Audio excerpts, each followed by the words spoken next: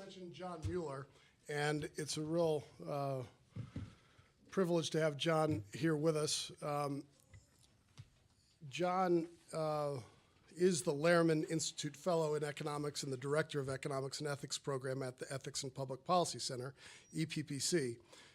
He retired 2 years ago as president of LBMC LLC, specializing in economic and financial market forecasting and economic policy analysis. But I met John when I was probably about 8 years old. What year did you join the staff? 1979. Oh, I was right. So I was 8 years old, and John Mueller joined Congressman Kemp's staff as a speechwriter and became his economist. Right? Isn't that how it happened? He never replaced his old one. Yeah.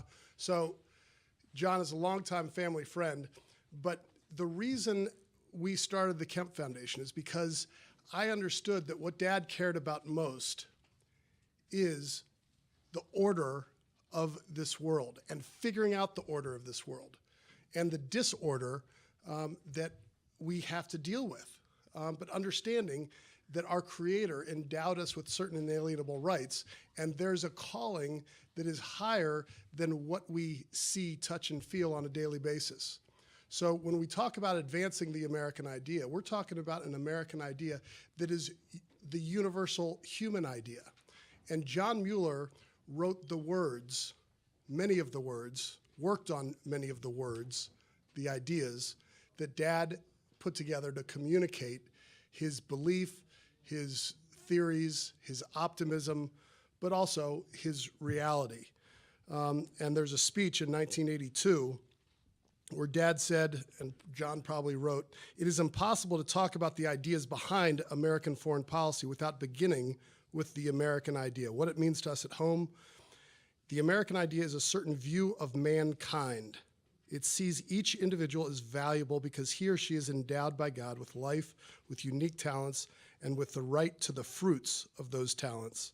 These gifts are ours by nature, but their realization is not. Our natural rights must be won at a cost and maintained by institution." That's the basic idea behind the discussion of how we govern anywhere in the world. And so John, one of his latest contributions to this effort is a book called Redeeming Economics, Recovering the Missing Element.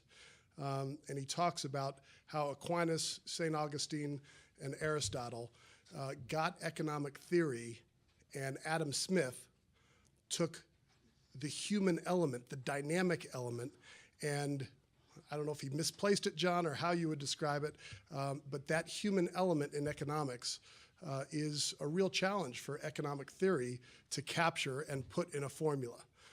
John understands and believes deeply and explains clearly that human dynamic, that meaning that explains why each of us invests in children we love or causes in which we believe. And so it's a thrill to have him here and to talk about the Triffin dilemma. John Mueller.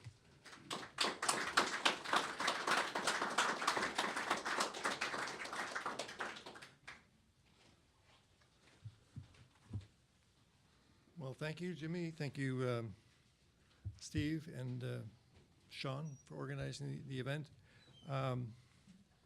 As my identifying first slide shows,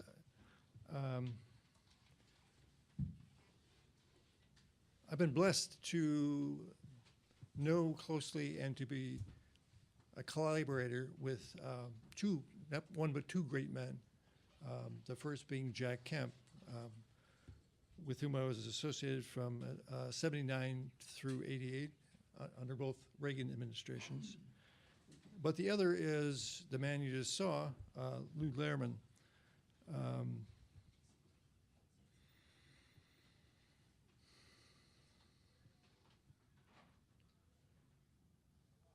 And of course, I've been doing what I can to try and promote the effort that Jimmy initiated to in the Jack Kemp Foundation. Perhaps I should say a little bit about what my role was with Jack. Every 2 weeks for 10 years, Jack's office in the Rayburn House office building turned into, for an afternoon, a cross between a University of Chicago graduate seminar in economics and a kindergarten production of The Music Man, in which the actors were shouting at each other and saying, he's a fake and he doesn't know the territory. Supply-siders always have been notoriously argumentative, and it was my role to help Jack to explain the ideas coherently, and it was difficult to do with such agreement among supply-siders as to exactly what those ideas were. Supply-siders couldn't agree on the simplest facts about the history of economics. And I discovered only when I began to write my own book, which Jimmy mentioned, that there's a reason for that. Beginning at the University of Chicago in 1971, the economics department at Chicago abolished what had been the previous requirement that in order to get a PhD, you had to have mastered the history of economics.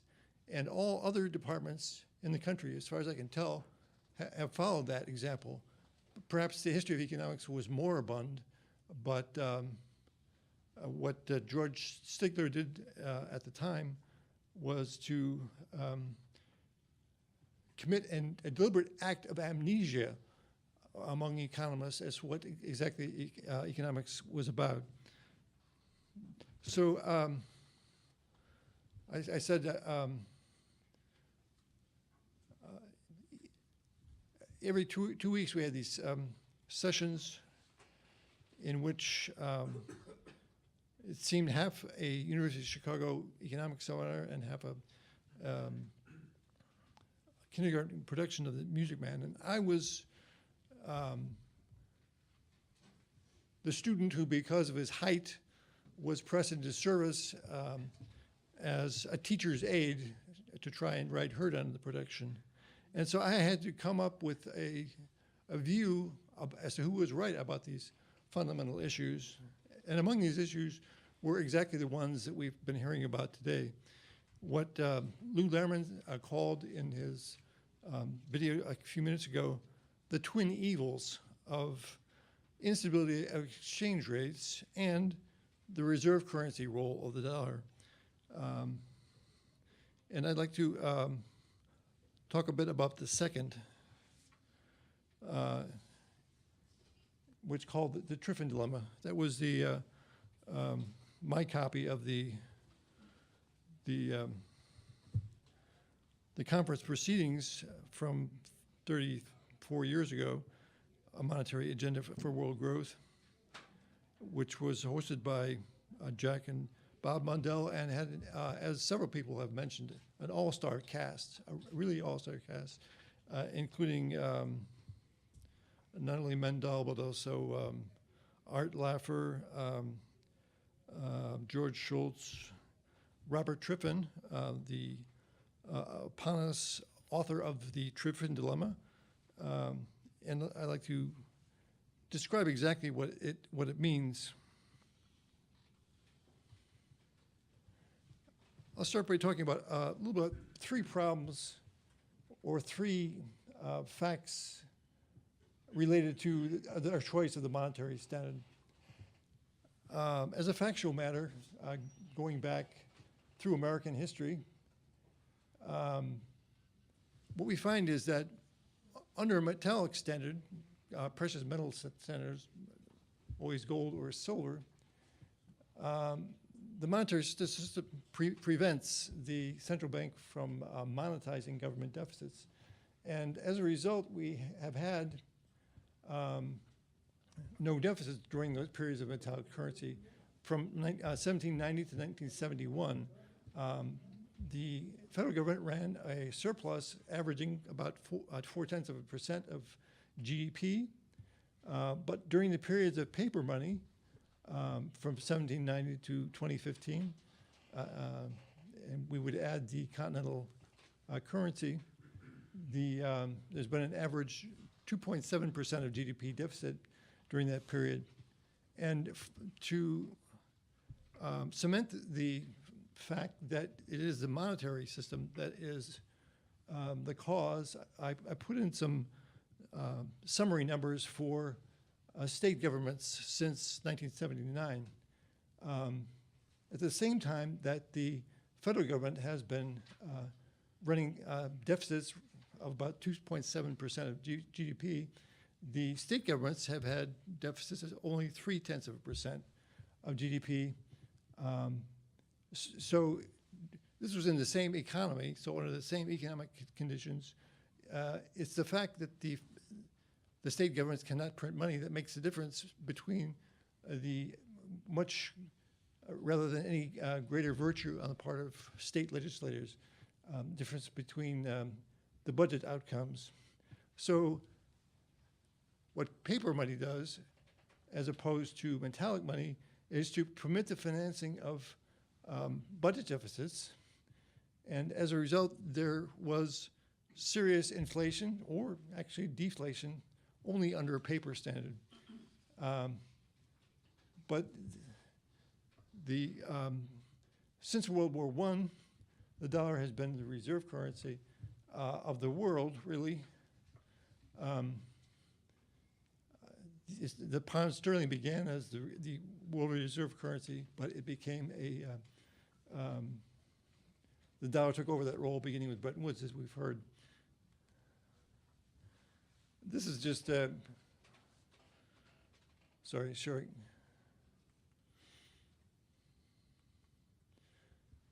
showing the effect of the monetization of deficits on the price level in terms of the CPI and the GDP deflator.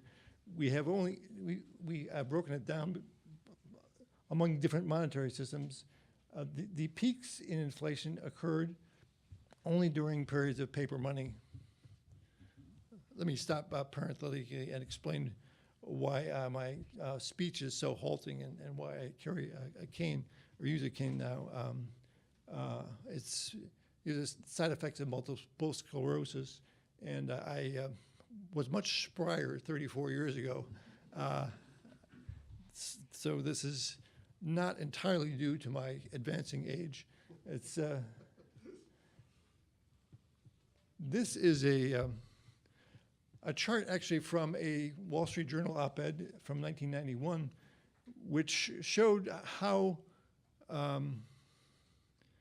after I left Jack's staff, and we started an economic and financial market forecasting firm, and we tried to apply the ideas of the French economist Jacques Rueff to predicting, having given up on trying to persuade policymakers to change the policy, we decided to go into business predicting what the consequences of the policy mistakes would be. And so I devised this notion based on Rueff's ideas called the world dollar base. And it's the sum of what the Federal Reserve does, the currency and domestic bank reserves of the Fed, plus the official dollar reserves held by foreign central banks. And that combined total, as this chart shows, it's lagged 2 years so that the impact of when the world dollar base affects the commodity markets is superimposed on what actually happened about two and a half years earlier. So what fuels inflation is not merely what the Fed does, but what all the central banks do in terms of buying and selling treasury securities or dollar-denominated securities. And this is why the change in the monetary system affects the results of policy. For example, we got into the first big thing we had to forecast was the rise in inflation in the late 1980s, culminating in 1991, which triggered the 1991-92 recession. And that surge in dollar reserves occurred from 1986 through 1988 as a result of the Plaza Accord, getting the dollar down. Because what happened was that central banks, led by Japan at the time, purchased massive amounts of dollar securities in order to try to prevent the rise of their currencies. So this was how we tried to short circuit what had been a purely theoretical argument about how the monetary system works and how economic policy should work. We took it out of the level of having apparently equally logical theories and put to the test of the facts. Now, what that shows is that, what the last chart showed was that the expansion of the world dollar base, the high-powered dollars in the world, affects commodity prices in the world in dollar terms at the same time. But what this chart shows, I think, really focuses on what exactly the consequences of the Triffin dilemma are for the United States. The colored lines at the top refer to the left-hand side, and they are the foreign dollar reserves are the green line, the domestic monetary base is the red line, and the total world dollar base is the top blue line. Now, on the right-hand scale, what we have in the chart, which ran in an op-ed piece in the Wall Street Journal a couple of months ago, it shows the price of manufactured goods in the United States. That's the gold line. The black line is the price of manufactured goods during the same period in Germany. So it shows that whereas the previous chart showed that the world dollar base affects commodity prices in dollar terms around the world at the same time, what it does in the reserve currency country to the United States is to make prices rise faster or much further in the United States than it does in other countries. And I chose Germany because it has the longest series going back to 1955 to show in a single snapshot what exactly the Triffin dilemma means for the United States. And to summarize what the Triffin dilemma is the inherent incompatibility of domestic economic policy in a reserve currency country like Great Britain in the 1920s or the United States under Bretton Woods, or the United States since the end of the disintegration of Bretton Woods.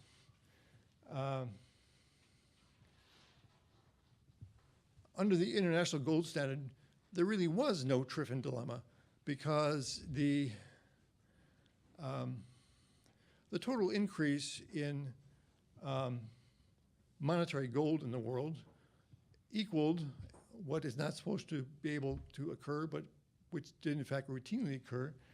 That is, that the world had a net trade surplus, and the surplus was equal to the net gold exports of gold exporting countries.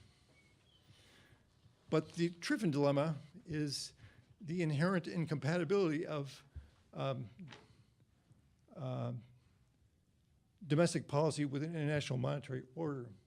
And the hieroglyphics at the end there are merely point out that it's an accounting identity, which I think Steve Hanke referred to earlier, that the total increase in dollar reserves in the world has to equal the net exports of the rest of the world, the countries that hold dollars. They have to equal each other. But what that means is that the net positive exports of the rest of the world has to equal an identical deficit in exports in the United States. So that, in a nutshell, is the Triffin dilemma. And what it means is that This is to take a long view of the situation going back to 1790, which is far back as I could get numbers.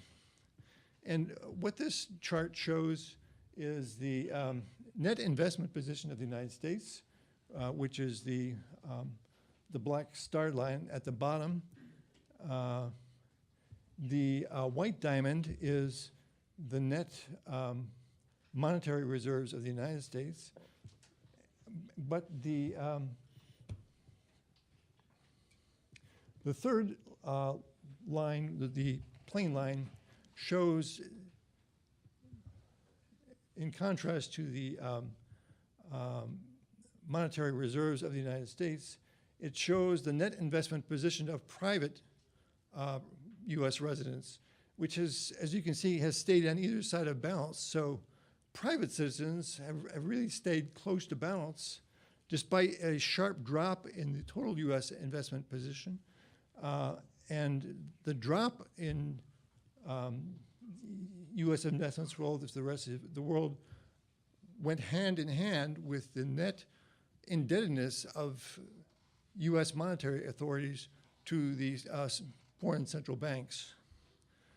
So this brings us to what do we do about it?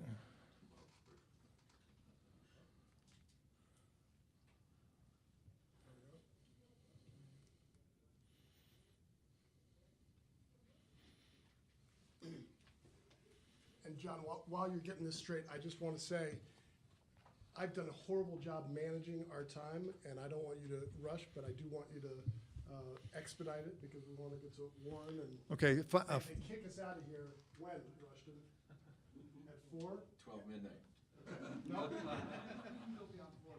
We can go a little beyond 4, but we're, all right, we just need to keep moving. Okay, final point and a final slide is, what do we do about the Triffin dilemma? And there are really three alternatives, and there always have been. They were presented in 1983. They've always been there. And they're basically, first, just to muddle through until the inevitable collapse of the dollar standard. The second is the one which was proposed initially by John Maynard Keynes in 1943, most recently by the governor of the People's Bank of China in 2009, that we essentially turned the IMF into a world central bank, issuing currency to all the individual central banks of individual countries. And the third one is the one that was proposed by Jacques Rueff in the 1960s, and since by Lou Lehrman, who was his protege, and was also proposed by Jack Kemp in 1984, and he ran on that platform when he ran for president in 1988. So these are logically the three alternatives that always have been and still are possible. And to me, the SDR reserve is a non-starter because if you think that the politics of individual countries are in turmoil now, the issuing of SDR, the allocation of SDR reserves would have to be decided politically by the Board of Governors of the IMF. And if you think that it's hard to get agreement in the United States or in France or in Italy or any other place, it will be the problem will be cubed if we tried to do an SDR standard. So in my view, the one policy which has actually worked in the real world has been to use settle international accounts in gold. And there has been a debate. There was while I was working for Jack, and there still is. But I can, just by way of personal explanation, I concluded after sifting the facts and the theories that option C is the only one, however unlikely it may seem, is the only one that has worked in history and would work today. So I thank you for your attention, and should I ask for questions or? We're gonna move on because stay for the reception to ask Mueller questions. But thank you, John.